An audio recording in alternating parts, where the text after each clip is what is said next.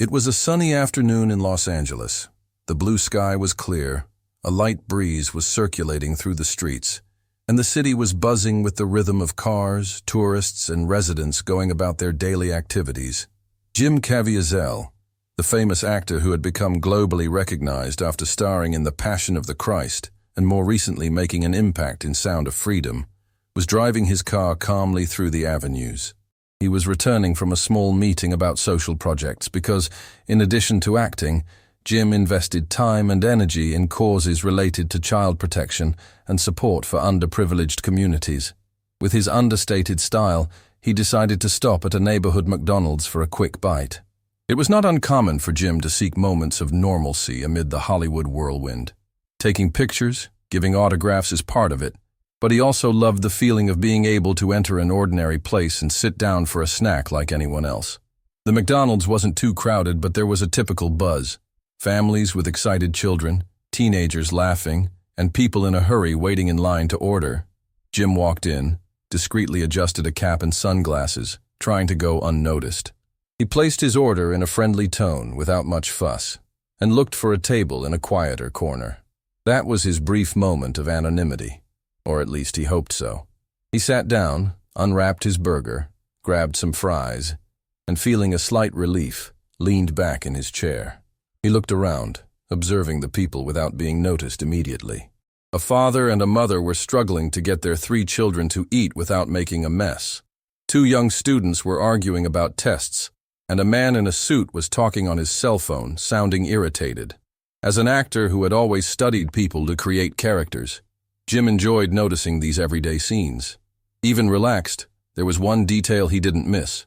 Further along, there was a boy of about 6 years old, blonde, wearing a simple t-shirt and faded shorts. He seemed somewhat out of place. His arms were wrapped around a small toy car, which, judging by his expression, must have been broken. The boy was looking at the toy, trying to fit a loose piece, but without success. On his face, there was something that mixed anguish and shyness. Between bites, Jim noticed that the child occasionally glanced at him, almost as if he wanted to approach but was hesitant.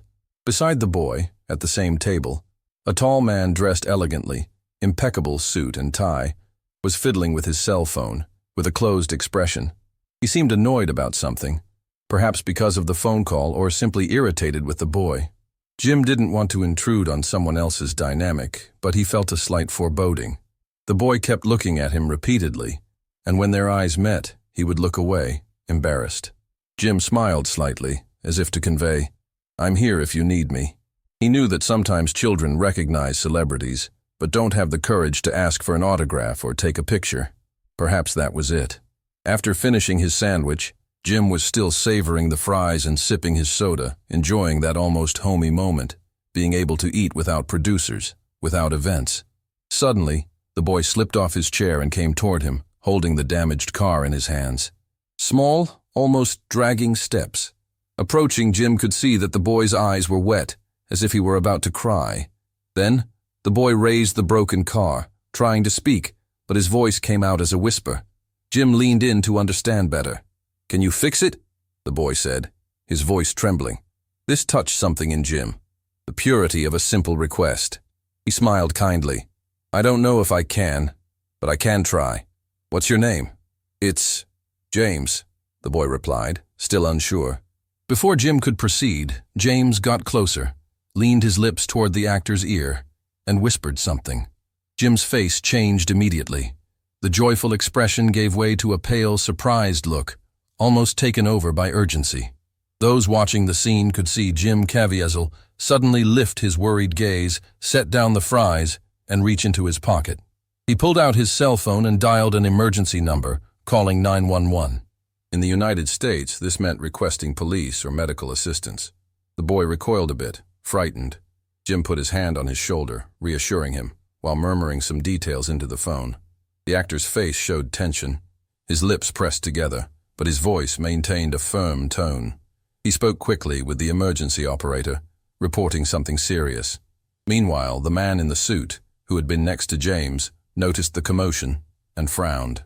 He seemed to question why Jim, apparently a stranger, was calling the police. It was at that moment that the scene caught the attention of other customers. Some whispered, Is that Jim Caviezel? What's happening? Is the boy feeling sick? When Jim finished the call, he turned to the boy. Stay calm, okay? Help is coming. The child just nodded, hugging his broken car.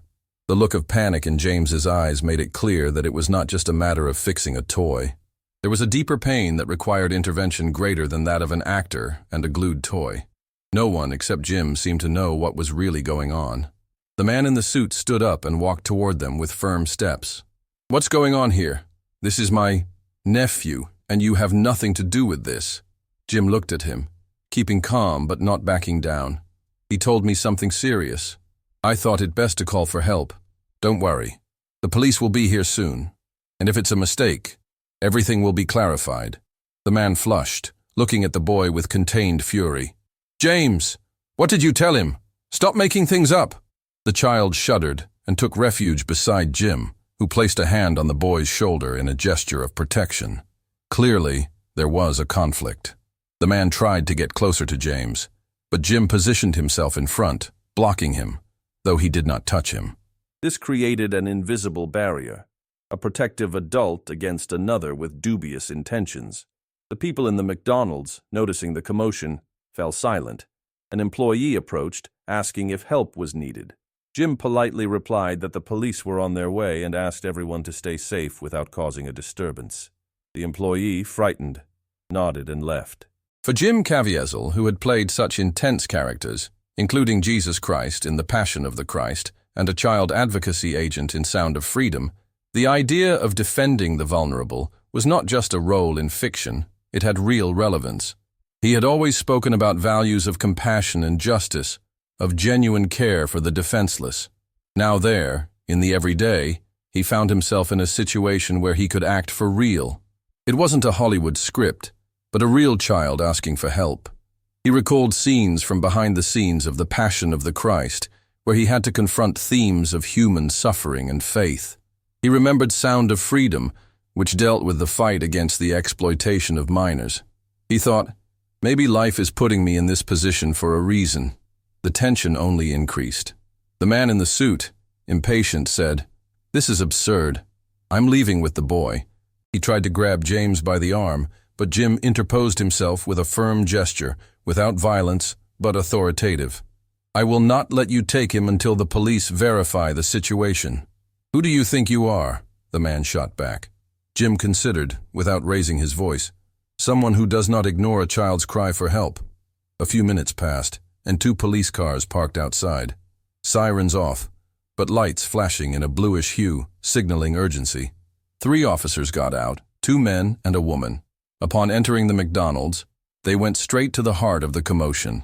Various onlookers pointed, and Jim gave a quick wave, identifying himself. The officer approached them. "We received an emergency call. What is the situation?" Jim, keeping James behind him, explained. "This boy came to me saying serious things about—" He hesitated whether to mention the mother, or if it was something more. "He seems to be scared. This man claims to be the uncle, but the child does not want to go with him." The man, indignant, interrupted. "This is a farce. He is my nephew. We are leaving. That actor there is delusional." The officer, calm, asked everyone to settle down. Then she called James closer, kneeling down. "My name is Officer Vargas. Are you okay, dear? I need to know what happened." The boy hesitated, his gaze fixed on the broken cart. Almost in tears, he stammered, He hurt Mommy. He won't let me talk to her. She's sick, but I can't talk. He fights with me. I don't know where she is." The sentences came out confused, but the genuine fear was evident. The officer furrowed her brow, realizing there was indeed something serious. The man tried to argue. "He is being dramatic. Watched too many movies. I am his guardian. Nothing more than that. What this boy says is made up." But when the officer consulted the boy, the story became clearer. The mother was injured somewhere, and the uncle had removed her from the scene without explanations. Jim added, "He told me that his mother is in danger and asked for help. I could not ignore it." Another officer called the dispatch, requesting a check on the so-called uncle. Within minutes, they obtained information that there was no record of formal kinship between him and the child. Things began to fit into a disturbing narrative. The man, nervous, tried to get away, saying, I take responsibility for him. Let me go. But the officers detained him. Officer Vargas invited James to accompany them, and Jim asked to go along since the boy trusted him. With a hesitant look, the officer agreed. They needed to find out where James's mother was. Outside the McDonald's, a small crowd had formed to see the unfolding situation. The man in the suit was taken to the police car, questioned by the officers. Reluctantly, at one point, he ended up giving an address, saying that the mother was probably there, but it was all a misunderstanding. Contradictory. The situation was becoming increasingly suspicious. Jim and James got into another police car. On the way, the child, still scared, held Jim's hand. He tried to comfort him. Hey, I'm going to stay by your side. Nothing bad is going to happen anymore. James, in a weak voice. You are the man who made that movie about Jesus, right? I think I saw you on TV. Jim smiled slightly. Yes, I was in The Passion of the Christ, and I also worked on Sound of Freedom. I like to tell stories that help us understand life. The boy fell silent, but he seemed to feel a little more secure. There was something in Jim's face that conveyed sincerity. They arrived at a small residential neighborhood. The houses were simple, some in very poor condition. The man in the suit ended up pointing out the house where James's mother was supposedly located. The police surrounded the area, and Officer Vargas, accompanied by Jim and the boy, approached. Inside, they found the injured mother, lying on an old mattress, unable to get up. She confirmed that she had been assaulted by the man. It was a sad and disturbing scene, but it confirmed the seriousness of the situation. A paramedic team was called to assist her. Upon seeing James, the mother began to cry. The boy, with the cart in hand, ran to hug her, and Jim, witnessing that scene, was deeply moved, recalling the pain that so many people suffer in silence. The mother explained, between sobs, that she had been threatened for a long time. The man claimed to be a distant relative, but in reality, she suspected that he had ulterior motives, possibly linked to criminal activities. Out of fear, she hadn't reported it. James, seeing the opportunity to speak with someone he could trust, took advantage of the trip to McDonald's to ask Jim Caviezel for help, the man from TV. With his mother taken to the hospital and James protected by authorities, the story quickly spread through local news. Passion of the Christ actor prevents suspect from fleeing with minor. Jim Caviezel calls 911 after child pleads for help. The reaction was enormous. Many praised the actor's actions, who, without hesitation, protected the child. Others questioned the safety and vulnerability of families. However, the consensus was that Jim acted with courage and compassion. For his part, Jim did not boast. In brief interviews, he simply said, "I did what anyone should do. I heard a cry for help and did not ignore it." He suggested that we all need to be attentive to warning signs in suspicious situations. The suspect, who referred to himself as Uncle, ended up being arrested, and the investigation revealed a criminal record. James's mother, with time and treatment, recovered, and the boy received psychological support to process the trauma. Jim, involved in the case, helped by offering financial and moral support. Recalling the experiences he had in The Sound of Freedom, filmed to raise awareness about the trafficking and exploitation of minors. He emphasized the real importance of keeping empathy and courage alive in everyday life. A few weeks later, when the dust settled, Jim Caviezel visited James's family.